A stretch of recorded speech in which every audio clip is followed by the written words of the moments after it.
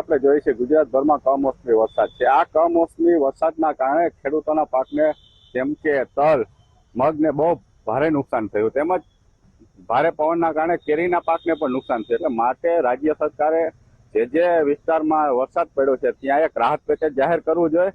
અને આપણો પાક હતો 25 વીઘા હતો અને 25 વીઘામાંથી 15 વીઘાનો પાક તો એવો છે કે જે લઈ શકાય એમ નથી। જે આ ચક્રવાત જેવું અત્યારે જે વાવાઝોડા ટાઈપનું જે વાતાવરણ બનીને આવેલો વરસાદ અને એનાથી તકલીફ એટલી પારેવાર અમારા ખેડૂતને તો એવું જ થઈ ગયું છે કે દર વર્ષે જ આ તકલીફ। ગયા વર્ષે પણ આ જ પરિસ્થિતિ હતી અને શરૂઆત કરવાની ત્યારે પાછી આ જ પરિસ્થિતિ આવીને ઊભી થઈ ગઈ અમારા માટે।